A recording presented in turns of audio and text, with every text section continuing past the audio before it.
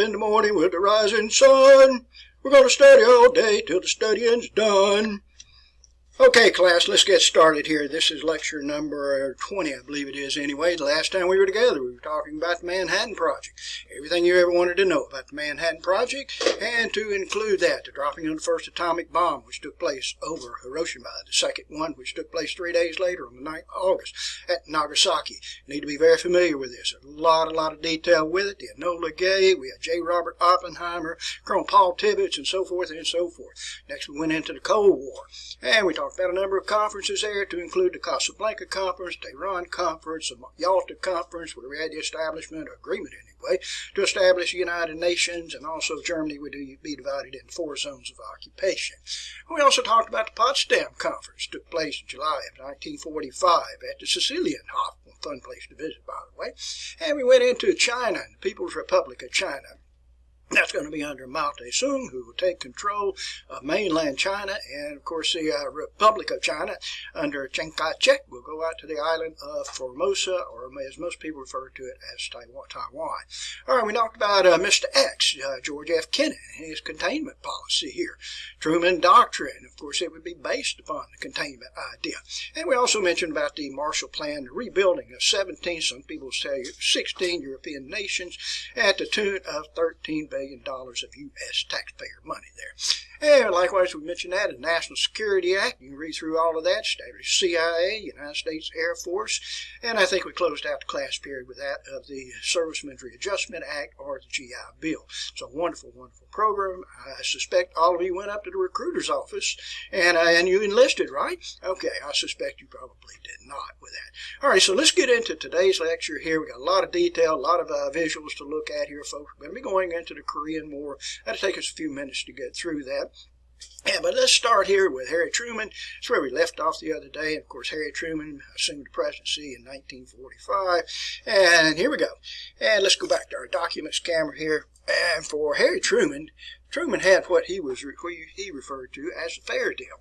Now, Truman was a very liberal individual. He's one of our most liberal presidents here.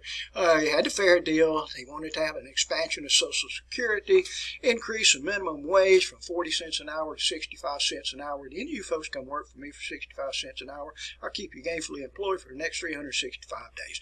Wanted full employment, public housing, national health insurance. I wonder if they called it Truman Care. I doubt that they did. The problem for Harry Truman was that the House and the Senate were controlled by the Republicans, and Truman is a Democrat. So almost everything that he would propose, it would not be passed in the House and not be passed in the Senate. So let's move on here. And for the Republicans, in 1947, they passed the Taft-Hartley Act. The proper name for this is called the Labor Management Relations Act. In 1947, let's go through this. It's going to take a few seconds, and it's a little bit confusing at first. But what it did, and oh, by the way, Truman vetoed this, but the House and Senate overrode the veto, as they would often do with their legislation. But it declared it illegal to have a closed shop. Now, a closed shop means that you must be a member of a union to be employed. But what it does allow, it allows what is called a union shop. And what this means is that once you're hired, you must join a union. All right, but here's the catch. It also gave individual states like Alabama, Mississippi, Georgia, Tennessee, it gave you, the individual states, the authority to establish what is known as right-to-work laws, which would declare that union shops are illegal here. All right, so you can read back up into the slide there to see what I'm talking about with that. So as a result of that, what do you think is going to happen to union membership? And it certainly will decline. Union membership will go from 31% and it will go, 36% to 31%. Now, if you're curious about what union membership is today, the last time I checked this, which was a couple of months ago, union membership in the United States today is 10.3%. It is at an all-time low. All righty, will it bounce back? Probably so. Okay, so let's go into the election of 1848. And I will tell you that for Harry Truman is not a popular individual with many Americans. He was just too liberal. So a number of opponents are going to go after him, so to speak, here, to include Truman, by the way. We'll get to Democratic nomination, but some of the others will be the States' Rights Party. Now, they will put forth the governor of South Carolina. His name is Strom Thurmond. And I've got some things to talk to you about with Strom Thurmond, because I like this guy. He's a fun personality. Now notice there, another name for the States' Rights Party are Dixiecrats. So these are conservative Democrats that are from the South. So they refer to themselves as the Dixiecrats, and they will run candidates in a couple of presidential elections. My grandfather was a Dixiecrat. In fact, I've got a letter. I never met my grandfather on my mother's side. He died shortly before I was born.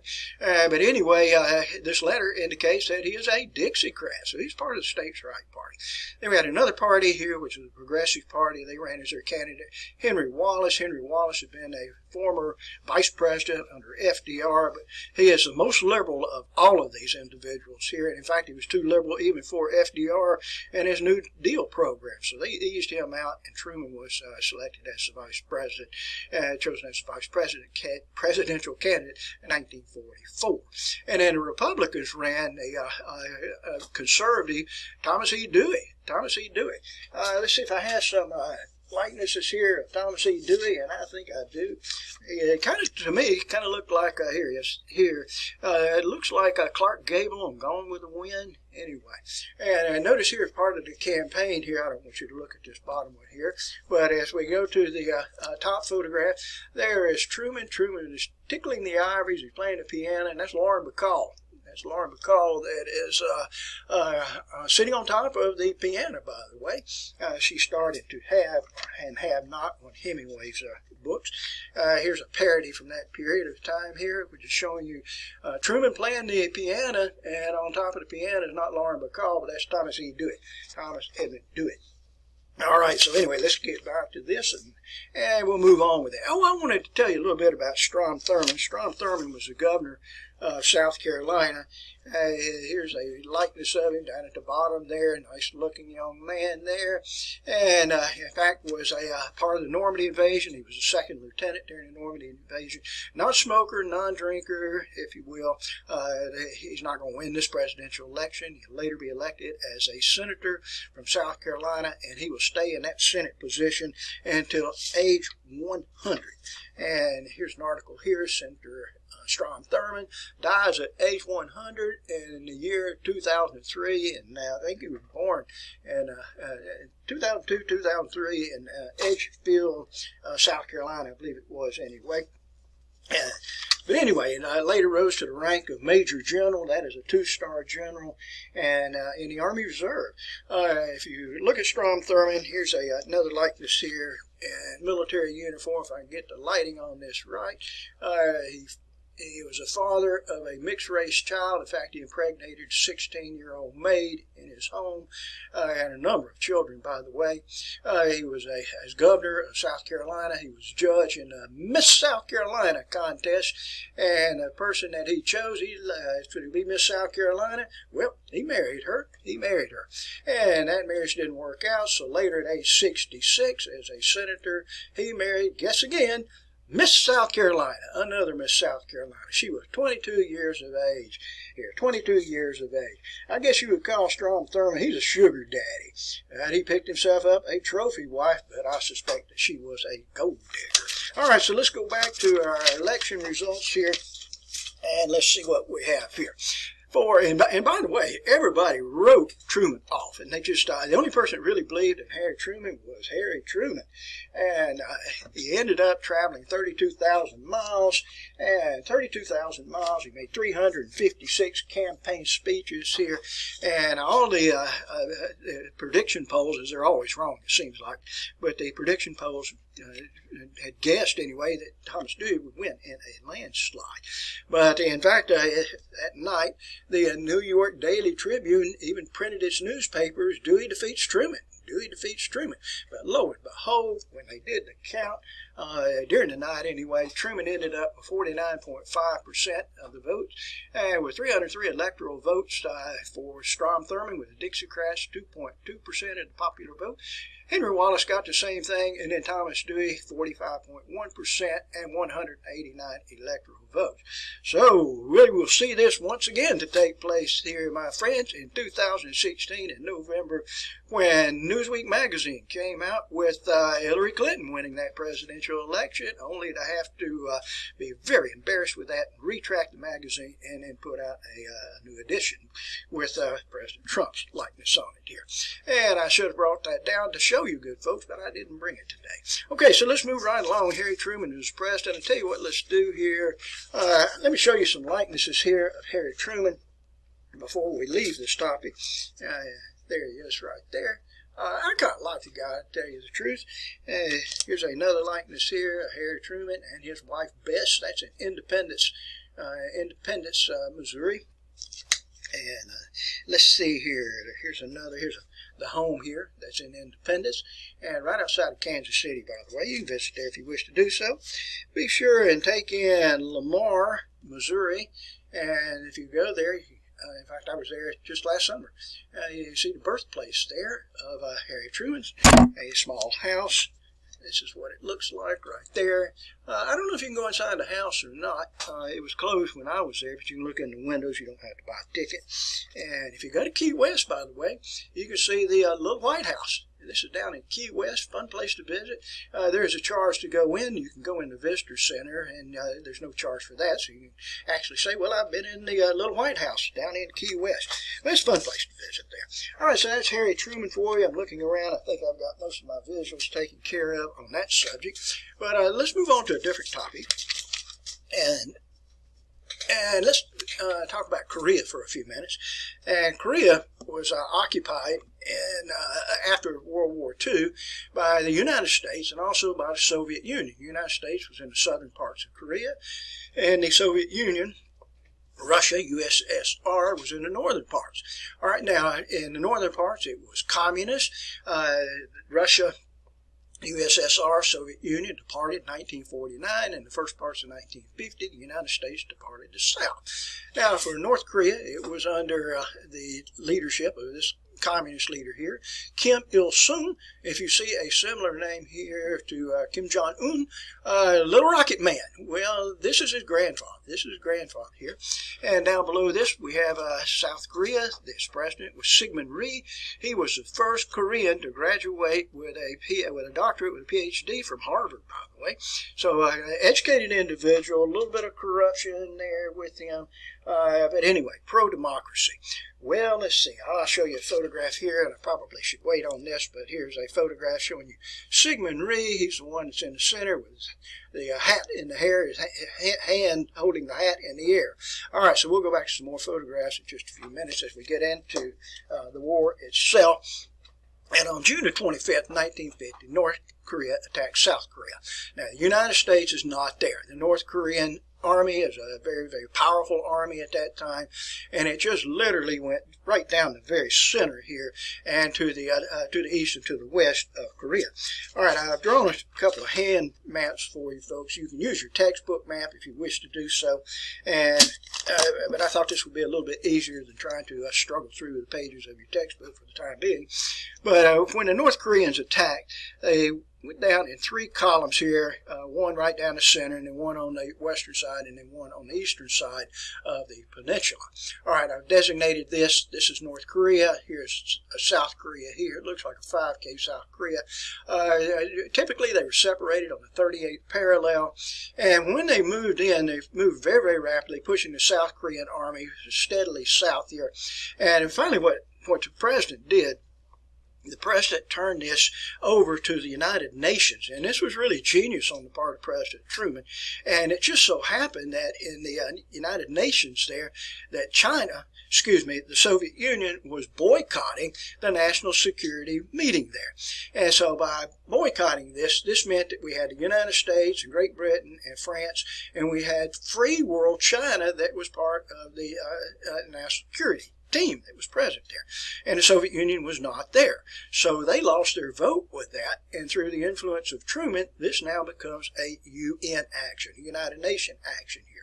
But in all truthfulness here, my friends, it was 90% supported by the United States of America.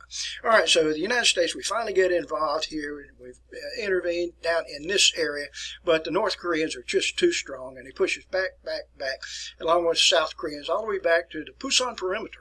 All right, and this is why I've represented Pusan here. It's just a matter of just hours, days before the UN forces are pushed back into the ocean itself. And commanding the UN troops was that of John MacArthur. Douglas MacArthur, some people refer to him as Dugout Doug. Here's a likeness of MacArthur right here. I'll show you another couple of photographs of MacArthur very, very shortly. And MacArthur came up with a plan, and what this plan was to conduct a turning movement.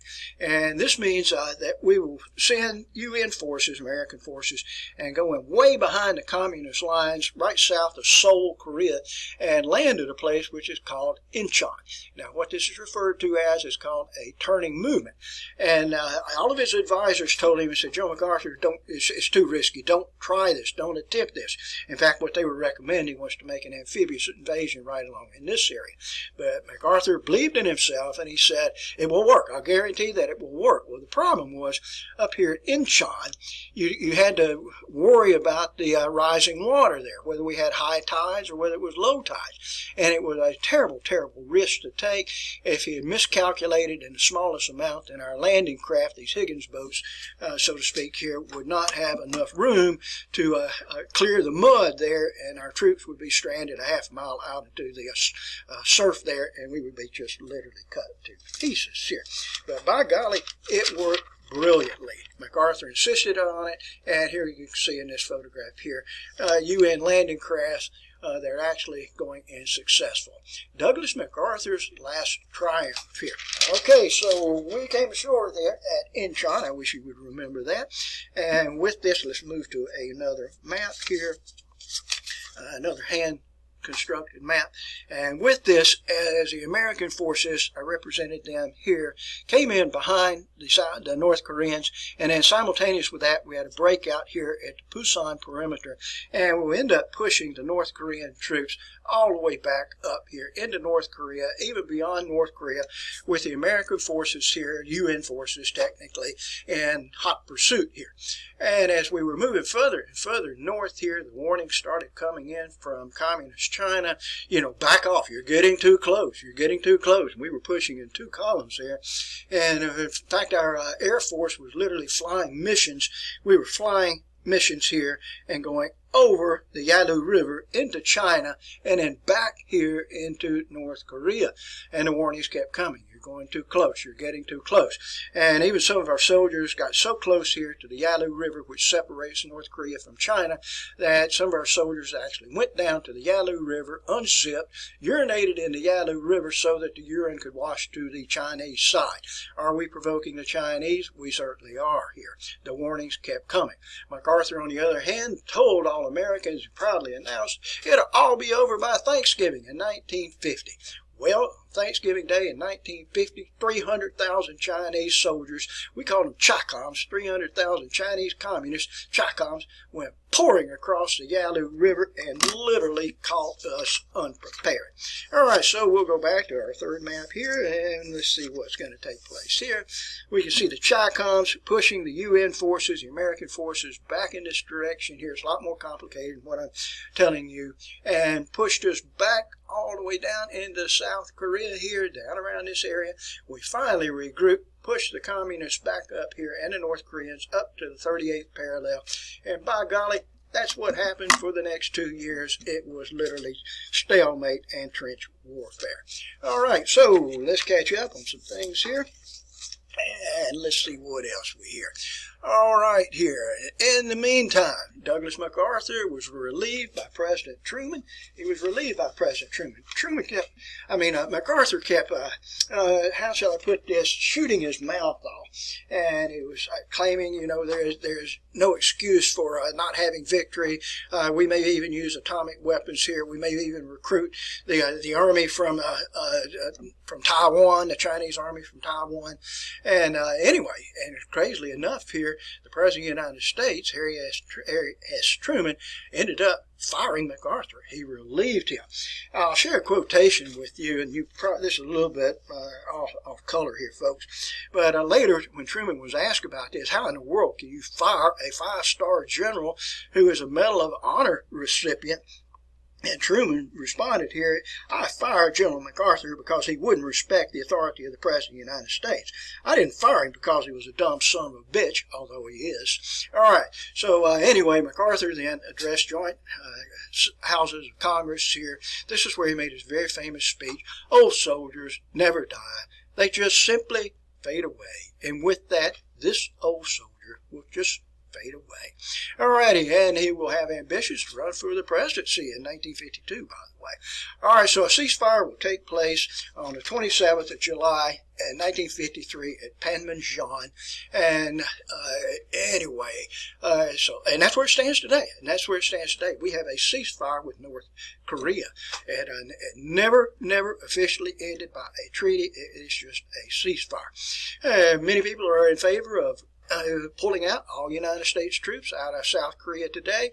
And I'll ask you, good folks, what do you think would happen tomorrow if we pulled out our however many 38,000 Americans that are in South Korea today? Well, I can tell you what would happen, and you know too. All right, here. So let's share a few other things here. A good article here. Special 60th anniversary issue here of the Korean War. It came out in VFW magazine, by the way. And let's see what else I have for you folks. Some of you probably have taken the time to go to the Korean War Memorial, which is in Washington, D.C. I'm impressed with it. I like it very much here. It's not too far from the Lincoln Memorial, not too far from where the Vietnam Memorial is. Life-size figures here. There we go. All right, and let me share some photographs with you, class. Like I said, this is Sigmund Rhee here, and we'll get through these. All right, here's the landings taking place at Incheon. We were very fortunate. MacArthur was quite lucky with that. American troops fighting in Korea. Korea's on the 38th parallel, so it's quite cold in the winter months. You can see some American troops here in the snow there, in the ice and the snow. The man that has a sweater on and is pointing the M1 carbine. The other guy that's closest to you, he has an M1 Garand. That was a popular infantry weapon that was used in World War II, by the way. American soldiers, UN soldiers, I'm sorry for that, even though they're Americans, on patrol there, carrying the M1 Garand. All right, let's see what else we have here. American soldiers here. The one that has the rifle on his back, that is an M1 Garand. And the one that has a rifle that's upside down, that's over on this side right here, that's a Browning automatic rifle. Okay, and on we go. Some people refer to this as the Forgotten War. Always cold conditions. When I talk to people that went to Korea, and that's one thing they remember, just the coldness there. And here we have. It's a very mountainous country, so you could have limited use of armored vehicles. You have to stay on the main roads. That's a 50 caliber machine gun that's mounted on the turret. Okay, and all right, some of these self-propelled howitzers, such as you're seeing here. More photographs here of Korea. This is using napalm jelly gasoline, if you will. Drop that on the enemy. Always a problem with refugees. We can see the old workhorse of the army there. That's a Jeep there. Jeep. Refugees. Always problems with refugees. More refugees here. Quite cold environment. Now these soldiers here, not American soldiers, but these are called Chi-Coms, Chinese communists. We often refer to them as the Michelin men because they had these pleated uniforms, had very poor footwear, but they had these pleated uniforms that would protect them from the elements, particularly that of snow. But often these Chicons would just literally surrender because they would have frostbite on their toes, and it was just gangrene would set in, and they'd be to the point of having their toes removed, and they would just surrender, just trying to gain a little bit of warmth. And, or so I've been told. Joe Eisenhower visiting the troops. Eisenhower was not president at that time. This is Harry Truman. This is at Wake Island, by the way. Harry Truman with Douglas MacArthur. Okay, and as I told you, they relieved him. And let's see if I can get this right. And the person that is going to replace General MacArthur is Matthew Ridgway. Here's Matthew Ridgway next to General MacArthur, wearing the sunglasses, by the way. And if you look at the hand grenade that is on the chest there of Matthew Ridgway, and I like him, I admire him very, very much, and it led to his nickname, Matthew Ridgway, but I can't in this classroom tell you what his nickname is, but it has something to do with the hand grenades that are up there on his chest. And let's see here, let's get this back here, such as this. All right, this is Panmunjom. In the dark uniforms, those are Chinese generals, and in the lighter uniforms, those are North Korean generals. We're trying to settle this ceasefire. Very rare photograph. No love lost between these two individuals. That's a disgruntled MacArthur in the lighter uniform and General Eisenhower in the darker uniform there. But there was no friendship between those two. Good book if you want to get into this subject deeper here. Max Hastings' book. I've read this book on a couple of occasions here. Best book I've ever read on the Korean War, but it will make you an expert on that subject. All right, that's enough of that. So let's go back to my camera here on the Korean War. 36,571 Americans killed and a number also injured with that. All right, so let's move on here. So America began to develop this internal fear of communists and communist subversion. And why would we not? I mean, we have Korea, North Korea anyway, is communist. We have communist China, communist Soviet Union. The Soviet Union developed an atomic bomb. We have the Communist Party USA, whose membership now is well into the hundred thousands anyway.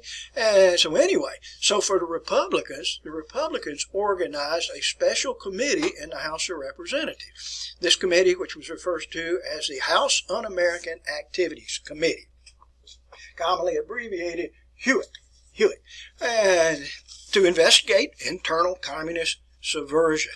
So where do we need to start? Well, I'll tell you, good folks, the best place to start, let's go to Hollywood.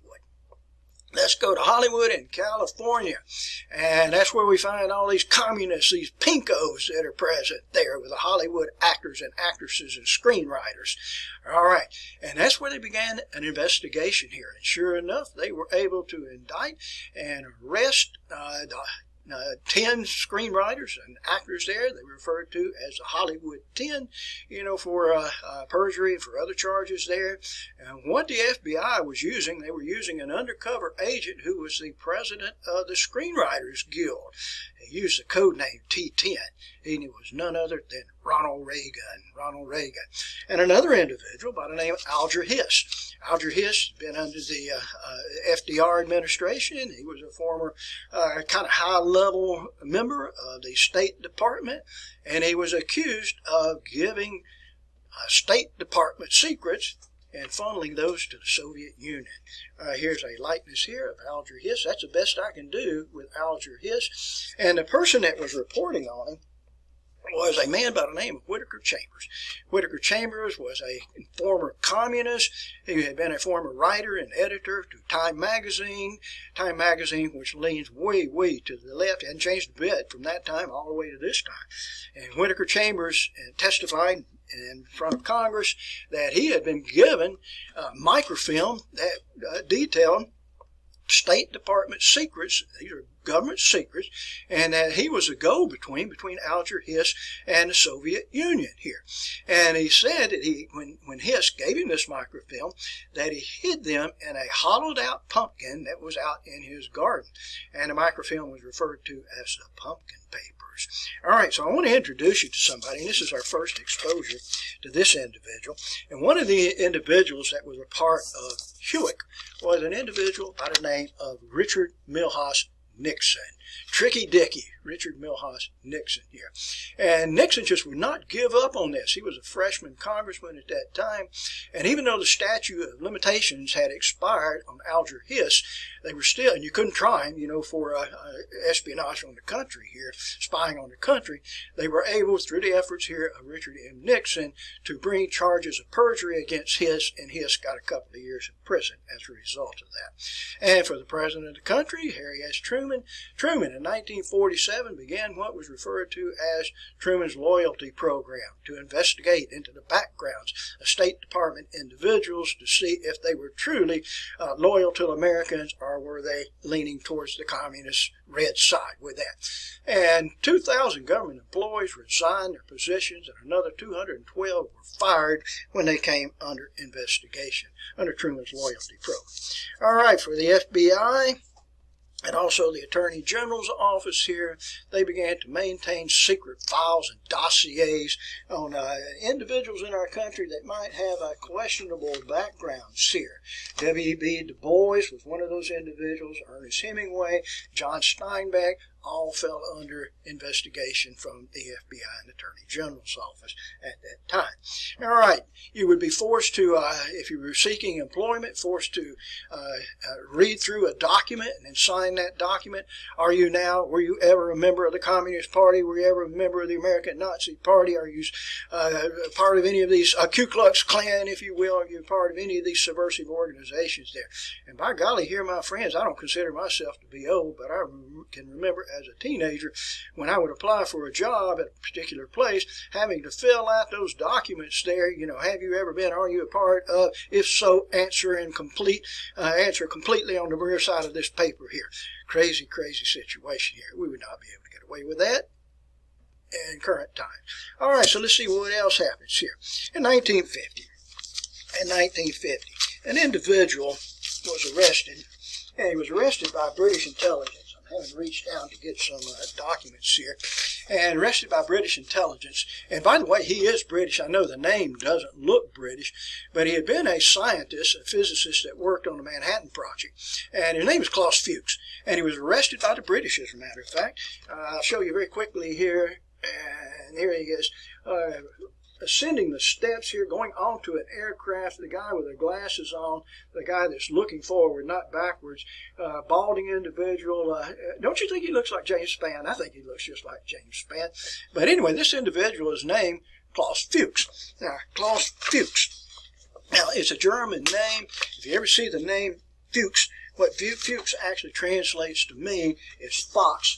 If you go to Germany, there's a very popular department store there, kind of like Belk, which is called Fuchs. Very popular. A lot of people go there. Here's another photograph there of Klaus Fuchs.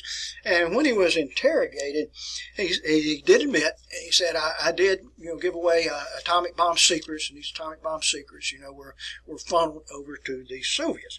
And he made a statement. He said, well, I was involved in this, but the go-between was a person by the name of David Greenglass. And David Greenglass had also worked on the Manhattan Project. He was a sergeant. He was an Army machinist, but he was present there at Los Alamos. So David Greenglass was taken in, interrogated, and he said, well, yeah, I was involved, but I'm not the mastermind of the program here. The masterminds to the program, my sister and her husband, Julius and Ethel Rosenberg. So they were brought in and interrogated. So let's go back to some photographs here. And the individual there with the glasses on in the center, that is Julius Rosenberg and his wife Ethel. Notice that they are handcuffed, and I think she was probably the real mastermind behind this, of getting the atomic bomb secrets, from Klaus Fuchs to her brother David Greenglass over to the Rosenbergs. All right, so they fall under investigation. Here's the Rosenbergs here, if I can get my finger out of the way, and you see Julius and Ethel Rosenberg present there in the back of a police car.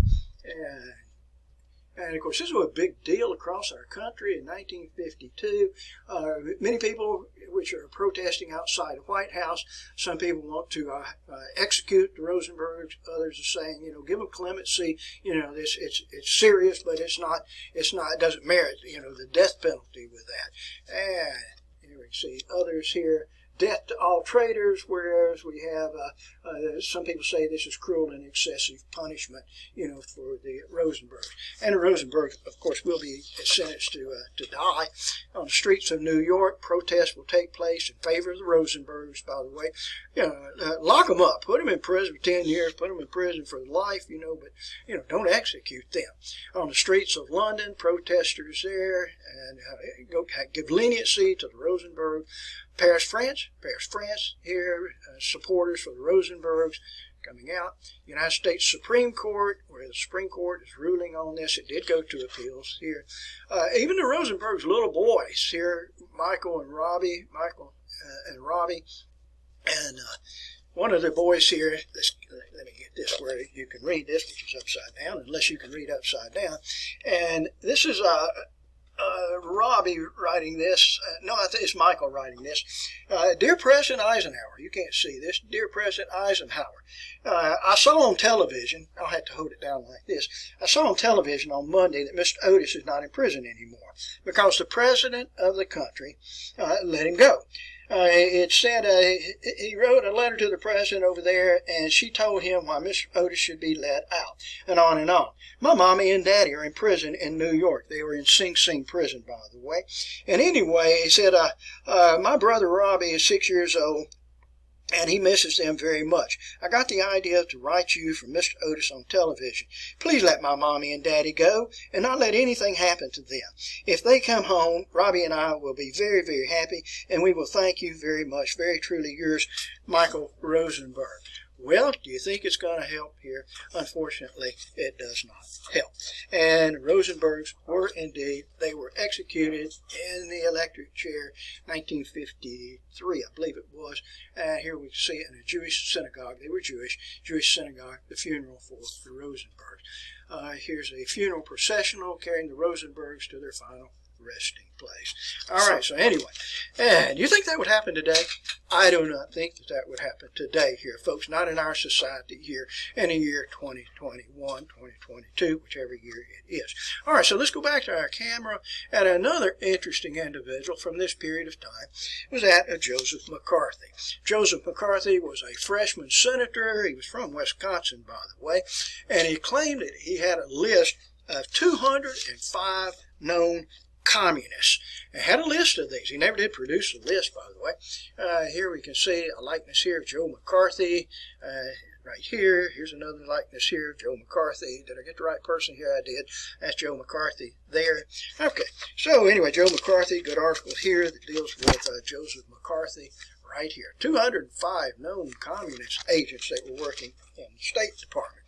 And when he was questioned at length about this, he said, well, maybe I don't have that list of 205. Maybe it was only 57, something like that. But his undoing came when he was just shotgunning and just saying, that Secretary of State was involved in this, Secretary of the Army was a communist agent, and it's just wild accusations, and finally he was just censured by the Senate for conduct unbecoming that of a senator here. He had some alcohol-related problems, and he did die from alcohol abuse a few years later. So let's move on into our presidential election of 1952. And I showed you just a second ago here campaign button. I need to bring in some campaign buttons and let you look at these. Campaign buttons of that type for General Eisenhower. He's going to be the Republican candidate. Robert Taft was another candidate. I didn't write his name out for you folks. Douglas MacArthur was considered for the presidency too, which is not too popular. I like Ike. Let's back Ike. Ike and Dick. Sure to click. All right, and Dick, by the way, that is Richard Nixon. And you can see in the top photograph here Eisenhower and Richard Nixon right there. They are going to win this 1952 presidential election. But shall we move on here as we get into the election here? The Democrats will run as their candidate Adlai Stevenson. All the way with Adlai. All right. And he's the governor of Illinois, by the way, and we're not through Adlai Stevenson. And the Republicans, of course, will go with Dwight David Eisenhower, Ike, as we referred to him as. He had his vice president, Richard Nixon. And you can take a look at the election results here for Adlai Stevenson, 44%. 89 electoral votes, and for Dwight D. Eisenhower, 55%, 442 electoral votes. So who wins this presidential election here in 1952? Ike wins that presidential election. And Eisenhower landslide here. Here you can read this from the Los Angeles Times showing you Eisenhower and also Richard Nixon. Okay, so Eisenhower is the president of the United States. All right, and that's a big change here, folks, because what we have had ever since 1932 for the past 20 years, we have had a Democrat president. All righty here. So here, now I'm going to move into a different section and adjusting a few things here, and we're going to go into the golden age of the 1950s and 1960s. I want to get started into this just a little bit, and it was a quite prosperous period of time. I grew up during that period, so I know what I'm talking about with this. But the GNP for the country went up 250% from 1945 until 1960. This defied all predictions. Everybody thought that we would go right back into a depression after World War II was over, and we did not. Family income doubled during this period of time. Family income went from $4,000 to $8,000 in that 15-year period of time. And you probably don't think that that is very remarkable. But in 15 years, if we can double your salary, I mean, most of us, we couldn't exist on $8,000 a year today. But let's just say, for example, that your salary today is $40,000. That's about an average salary. It's a little bit more than the average salary in Alabama. But we'll say it's $40,000. In 15 years from now, it is $80,000. So it's a good period of time. It honestly was. It was a time of people of plenty. And unemployment was less than 5%. Inflation was less than 3%. So it was a good period of time here. Much of this had to do with the Federal Highway Act. And what this did, and sometimes it's what is sometimes referred to as the Eisenhower interstate system. What this is going to do, this is going to fund taxpayer money, $25 billion to create 40,000 miles of interstate. 40,000 miles of interstate. And you folks, I know you folks just take interstates for granted. But I can remember in my lifetime here when we did not have the interstates. Now, this is patterned after the Autobahn system that we had in Germany. And the Autobahn system, which if you go to Germany today, there's no speed limit on the Autobahns. There honestly is not here, so it's not unusual. In fact, it's one of my most vivid nightmares is being in my little 1972 Volkswagen Super Beetle, which wouldn't go down 70 miles an hour down Mount Everest. And I can remember being on the Autobahns there, and you can see the flashing lights of the white or the black Mercedes that is coming behind you, moving at 120 miles an hour, 140 miles an hour, and it's like light speed, when you're driving along a little Volkswagen at 55 miles per hour, and you have a Mercedes that's coming up behind you, lights flashing to get in the right lane and stay in the right lane. In fact, you were terrified if you were in that Volkswagen, move over to the left lane. And consequently, if you're traveling on the Autobahns in Germany, there are a lot of automobile accidents, and they're almost all fatalities, because when a car crashes at 140 miles per hour, there's really nothing left of the car, just wreckage with that, I know what I'm talking about because I saw it, and I saw it very, very frequently here. But anyway, the interstate systems here, would interlace the United States, and it would certainly make it convenient for traveling. I can remember my dad telling me about having to visit his father. His father had a stroke in Ohio, and my dad was teaching in Alabama at that time. And on Friday afternoon, when he got out of school, he would get in his car and he would drive on Highway 31 and drive up to Ohio. And it would take him like 24 hours to get to his dad's home. And then, Sunday night he had to turn around and drive back, so be at work on Monday. And today, you can drive to Ohio in 7 hours. You honestly can. So the interstate system here is absolutely marvelous. Okay, so let's see if I can make this visible for you. And it's going to be difficult for you to see this. I just penciled this in just a little bit ago. But notice the 5 stars that are present here. So the next time you get on an interstate, particularly that of I-65, as you enter the entrance ramp to the interstate, I want you to look at the sign that is there, and you'll see these 5 stars. Not on every interstate, but you'll see it on some. I-65 is one of those anyway. And that's part of the Eisenhower interstate system. It has 5 stars because Eisenhower was a 5-star general. So that's kind of neat with that. All right, so anyway, it is also a time in which we're going to have a baby boom to take place here. A baby boom. And the population will go up 20% at this period of time. And I'm going to tell you, folks, if you have never met a boomer and you've never met a baby boomer for that period of time, I want you to look me carefully right in the eyes, because, my friends, you're looking at a boomer. You're looking at a baby boomer here. And you folks are going to be taking care of my generation before you know it here, because my generation, we're getting ready to retire. I want to show you a graph that's in the textbook, and I'll just do it like this because it'll be, no, I'm not, because you can't see it very well like that. Let's go back here and look at the graph that we have that shows you the population increase in our country here, and you can see that it's spiking. It is going up, up, up, up, up. And if you look right there, folks, that's me. That's me. I am in a little bit of a lull right there. I'm not going to tell you what year that is, but I am one of those baby boomers. I once asked my dad, I said, I was curious about this. I said, hey, Dad, I said, you were in World War II. What was the first thing you did when you got back from the war? And my dad looked at me and he said, son, I can't tell you what the first thing I did was. He said, I can tell you what the second thing is. I took off my backpack. I told him, I said, that's sick, Dad. That's absolutely sick. All right, so let's move on here, folks. We're going to close down in just a few seconds here. So many corporations at this period of time, they were eager to produce. So by being eager to produce, you don't want strikes to take place. So the demands that were put forth by United Auto Workers Association, United Steel Workers Association, United Mine Workers Association, the Teamsters Union here, in most cases they would meet those demands from the unions just to avoid strikes. But as I told you earlier, due to Taft-Hartley, union membership is going to decline from 36% to 31%.